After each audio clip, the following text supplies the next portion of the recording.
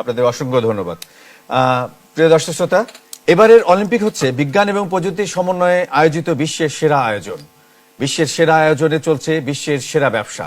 এই ব্যবসা নতুনভাবে চায়নাকে সারা বিশ্বের সামনে উপলব্ধি করতে সাহস জুগিয়েছে যে বিশ্বের পরাশক্তি হিসাবে চায়না এগিয়ে চলেছে।